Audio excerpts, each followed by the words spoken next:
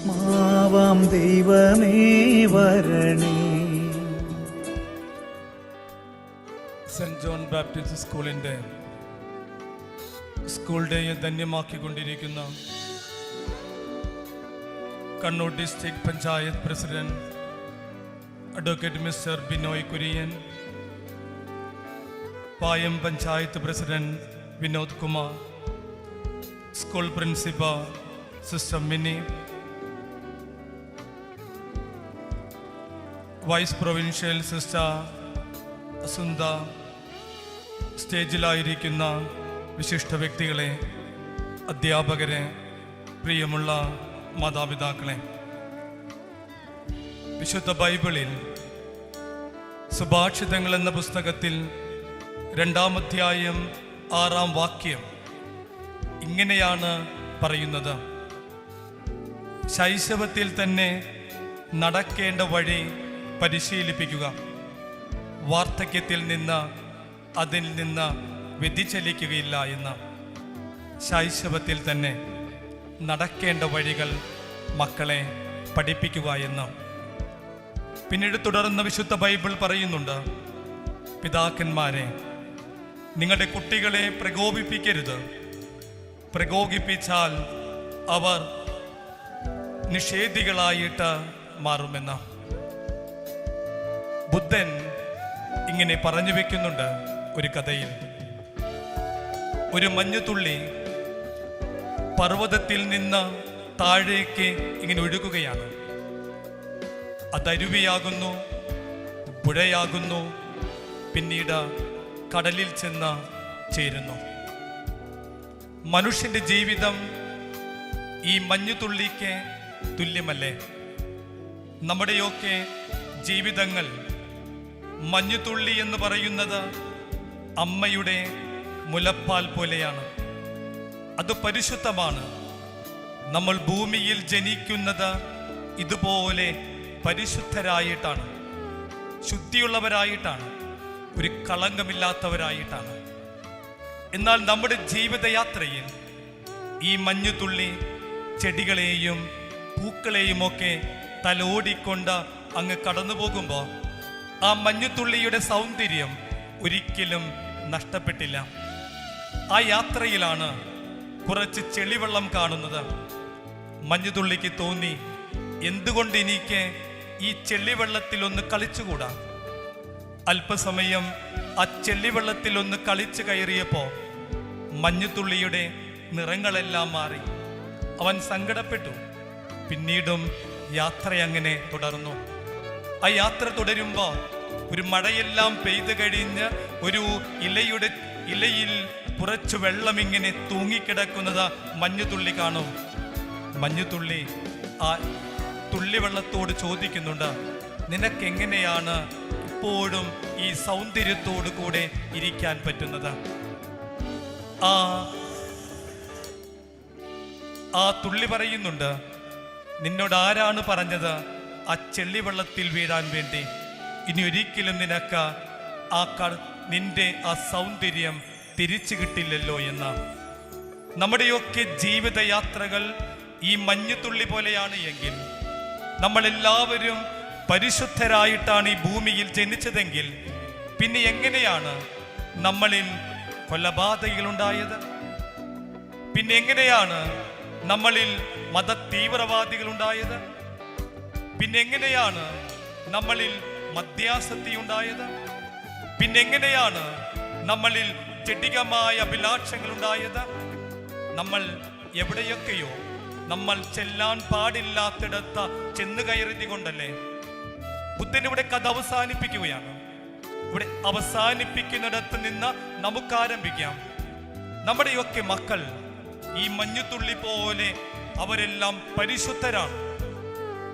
ഈ മഞ്ഞുതുള്ളി പോലെയായി നമ്മുടെ മക്കളുടെ നിറം മാറാതിരിക്കാൻ നമ്മൾ എന്താണ് ചെയ്യേണ്ടത്? നമ്മുടെ മക്കളുടെ നിറം മങ്ങിപ്പോകുന്നുണ്ടോ? നമ്മുടെ മക്കളുടെ നിറം മങ്ങിപ്പോകുന്നുണ്ടെങ്കിൽ അത് മങ്ങിപ്പോകാതിരിക്കാൻ ഒരു അപ്പൻ എന്ന രീതിയിൽ, അമ്മ എന്ന രീതിയിൽ ഞാൻ എന്താണാവോ ചെയ്യേണ്ടത്?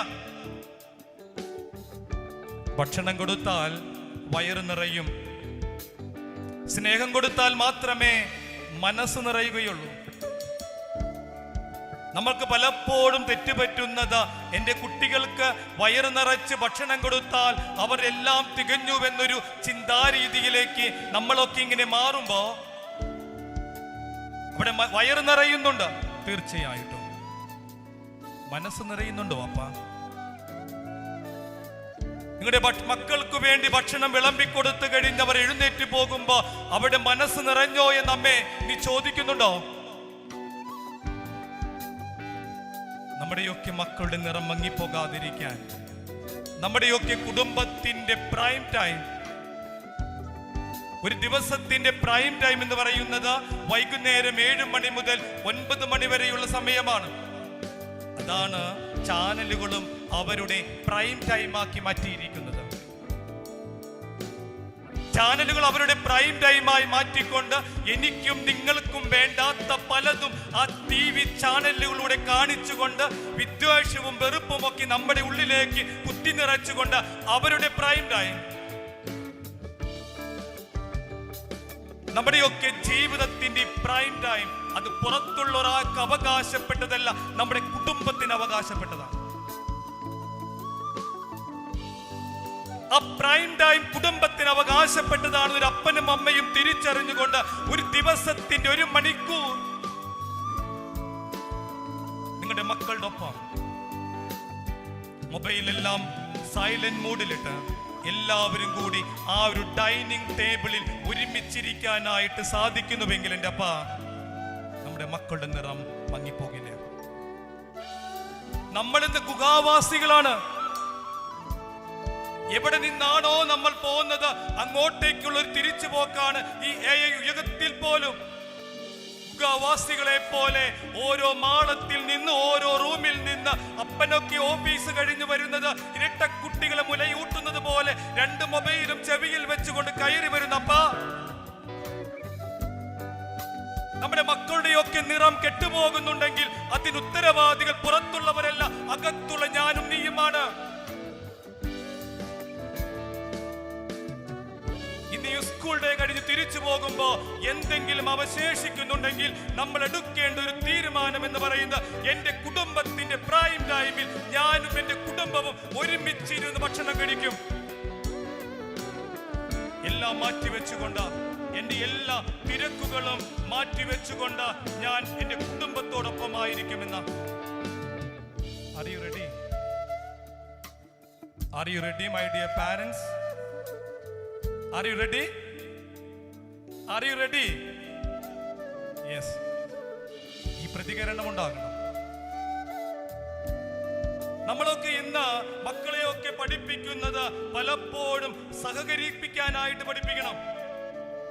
എല്ലാവരുമായിട്ടൊന്ന് സഹകരിക്കാൻ.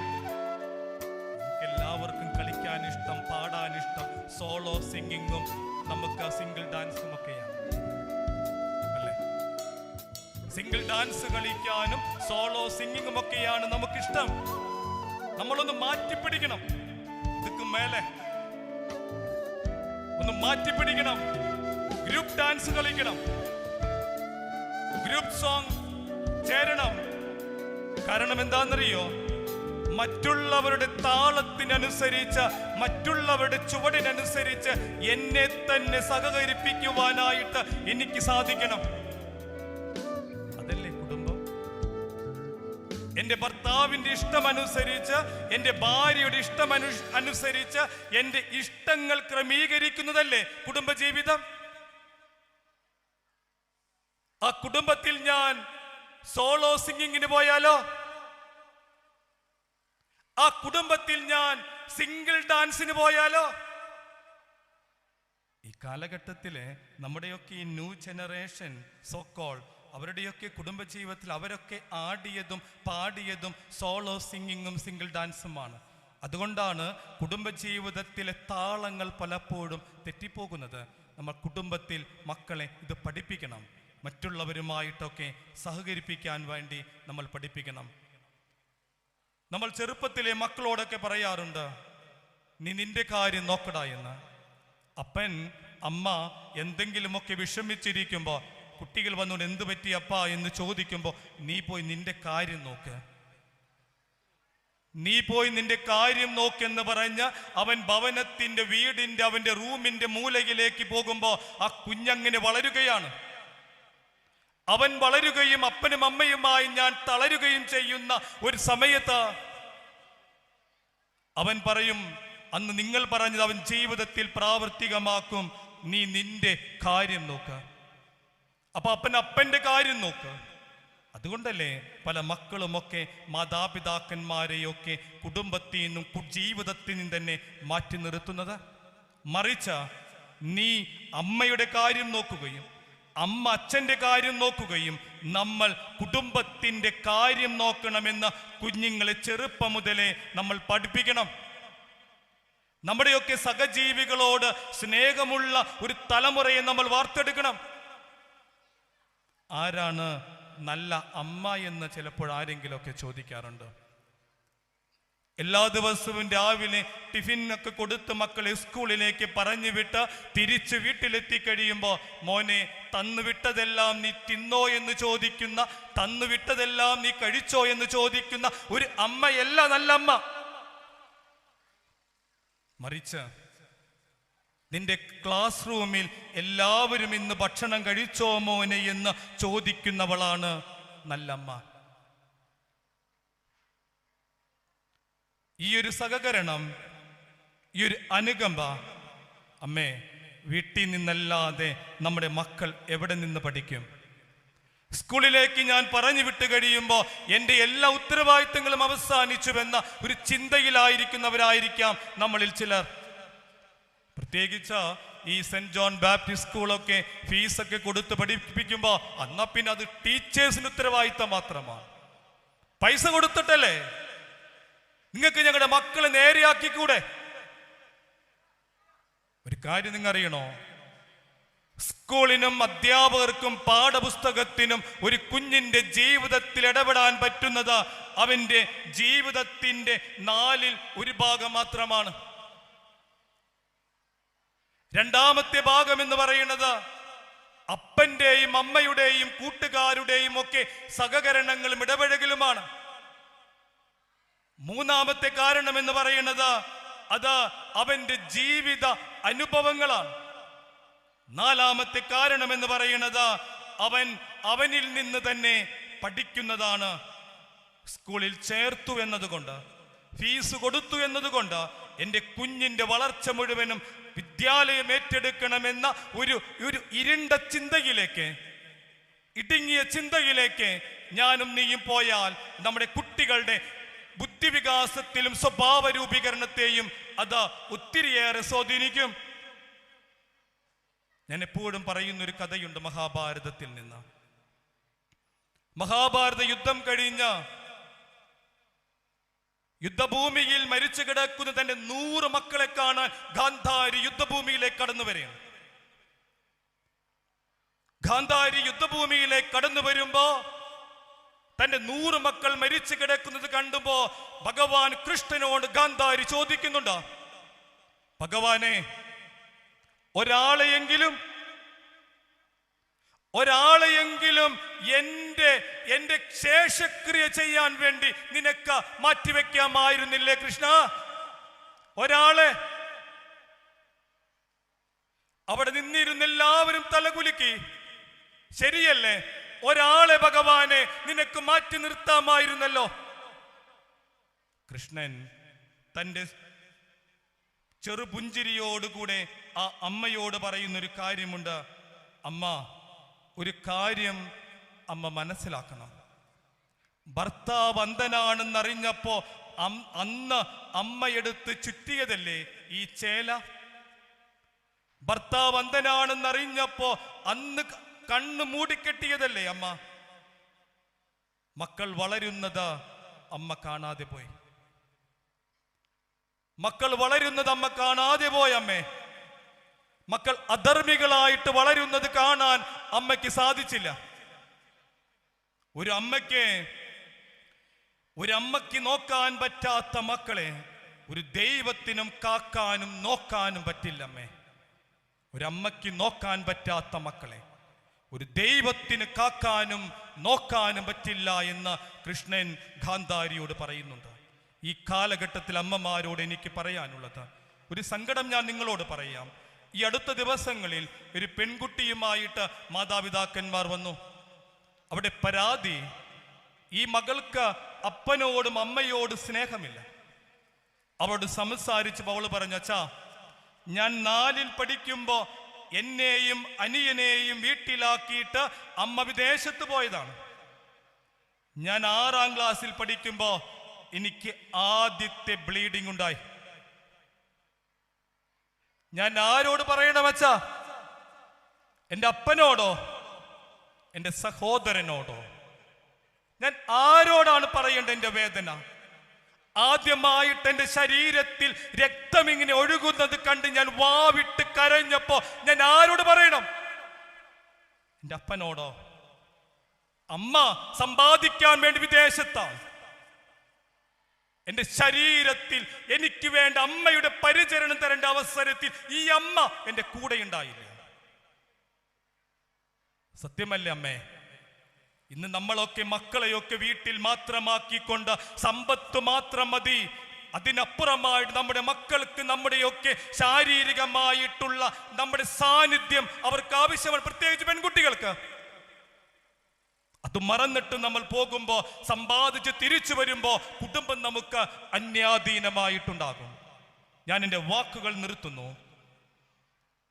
ഒരമ്മയ്ക്ക് നോക്കാൻ പറ്റാത്ത മക്കളെ ഒരു ദൈവത്തിനും കാക്കാനും നോക്കാൻ പറ്റില്ല എന്ന് ഭഗവാൻ പറഞ്ഞതുപോലെ ഇന്നിൻ്റെ ദിനത്തിൽ ഇത് നമുക്കൊരു ചോദ്യചിഹ്നമാണ്.